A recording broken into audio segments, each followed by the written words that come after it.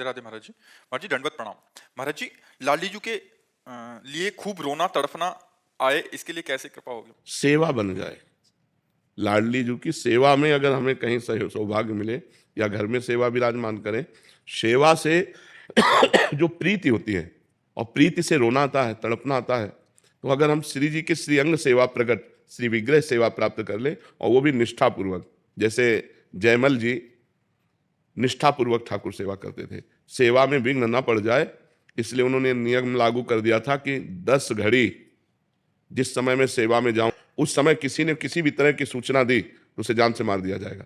10 घड़ी, 1 घड़ी 24 मिनट, तो 10 घड़ी 4 घंटा, 4 घंटा होते हैं।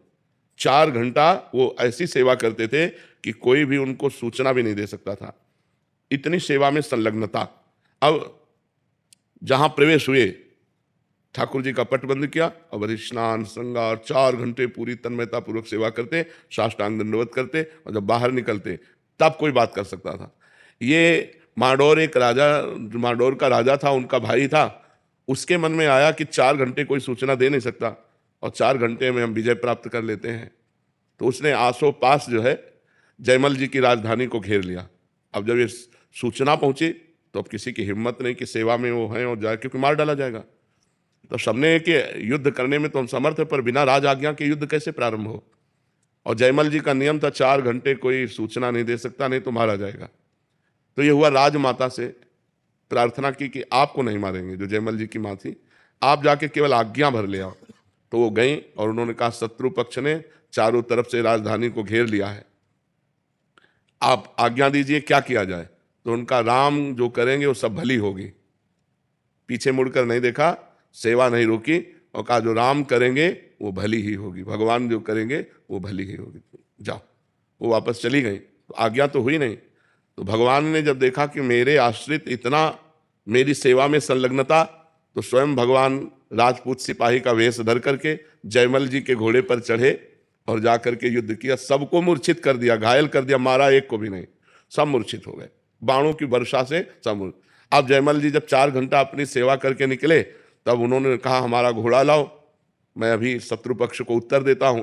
तो घोड़ा हाँफ रहा था और पसीना से लथपथ था, तो उनका ऐसा लग रहा है ये तो बहुत युद्ध करके आ रहा है, ये घोड़ा हाँफ क्यों रहा है हमारा।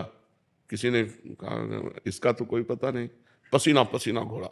तो दूसरा घोड़ा, राज घोड़े तो बहुत होते हैं, दूसरा घोड़ा मंगाया, और जब वहां गए तो सब मूर्छित पड़े। तो जो शत्रु पक्ष का राजा था उसको चेतना दिलाई, जो ही चेतना दिलाई, सो जयमल जी के हाथ जोड़ के कहा मुझे एक बार उस सैनिक के दर्शन करा दो, जो आपका एक सिपाही आया इतना बलवान कि सबको मूर्छित कर गया, मारा किसी को नहीं, और हमको तो बाणों से भी घायल किया और अपने नेत्रों से भी घायल किया, एक बार हमको अपने सिपाही के, श्याम सिपाही के दर्शन करा दो, वो जो श्याम रंग का था। तो जयमल जी ने कहा श्याम रंग का सिपाही, तो उनकी समझ में आया वो तो मेरे भगवान थे जिनकी मैं सेवा में था। लौट के आए, घोड़े की परिक्रमा की, आरती उतारी कि भैया मेरे को तो आज तक दर्शन नहीं हुए, लेकिन तेरे को दर्शन भी हो गए और तेरे को स्पर्श भी प्राप्त हो गया। बार बार घोड़े का आलिंगन किया, घोड़े की आरती उतारी, घोड़े की दंडवत की।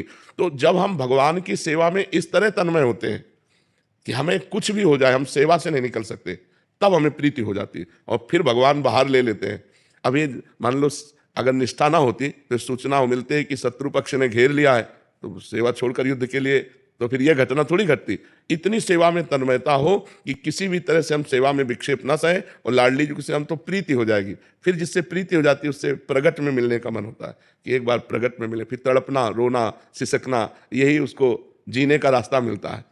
जो भगवत प्रेमी होता है वो तड़पना, सिसकना, रोना। या तो हम सेवा पर विशेष ध्यान दें। हमारी श्री जी राई की सेवा को मेरु के समान समझती हैं, तो फूल सेवा, श्रृंगार सेवा, पोछा सेवा, सोहनी सेवा, जैसे आप बरसाना में भी रास्ते हैं, तो लाडली जी के महल में कुछ न कुछ सेवा लिए, प्रगट में श्री ठाकुर जी विराज, घर पे विराज, हाँ, तो फिर उनकी सेवा करो खूब। सेवा में, सेवा से ही प्रीति होती है और प्रीति में ही तड़पना रोना होता है। सेवा पहले श्री जी लाडली जी का अनुभव होते थे, अब कुछ दिनों से अनुभव हमारे होता है। तो देखो खान पान तो नहीं बिगड़ गया, कोई रसिकों का अपराध मानसिक तो नहीं बन गया, नहीं तो ये तो प्रतिक्षण वर्धमानम, प्रतिक्षण वर्धमान माने बढ़ना चाहिए। एक रुक क्यों गया, घट क्यों गया, तो 2 ही कारण होते हैं। एकदम रुक जाना तो किसी रसिक के प्रति हे भाव भी हो गया तो रुक जाएगा। जैसे हरिराम व्यास जी के हृदय में एक बार कबीरदास जी के प्रति भाव आया कि तो निर्गुणिया संत हैं, निर्गुण निराकार भगवान की उपासना करते हैं, ये निकुंज प्रेम रस ऐसा, तो हरिराम व्यास जी के हृदय की लीला रुक गई जो प्रभु की चलती थी। तब हरिवंश महाप्रभु से कहा, तो हरिवंश महाप्रभु ने कहा भगवान के किसी लाड़िले का अपराध बन गया, तो उनका ऐसा तो हम क्यों वैष्णव अपराध करेंगे, तो उनका ध्यान करो। तो उनका कबीरदास जी के प्रति ऐसा कहा, बोले यही अपराध बन गया। तो अब कबीरदास जी को रिझाओ, तो यमुना किनारे फिर कली में साचो भक्त कबीर ऐसे पद की रचना करके गायन किया, तो यमुना जी की धारा से कबीरदास जी प्रकट हुए। तो कबीरदास जी ने कहा कि भगवान अलग अलग संतों को अपने नाम रूप लीला धाम का प्रचार प्रसार करने के लिए भेजते हैं। इसका मतलब ये थोड़ी है कि भगवान उसको रस से वंचित कर देते हैं, सब रस का अधिकारी भक्त होता है, तब वो समझे। तो कहीं किसी संत भक्त वैष्णव के प्रति थोड़ी हमारी मलिन बुद्धि हो जाएगी, तो फिर हमारा जो है भाव रुक जाएगा, फिर हमारे चिंतन में कमी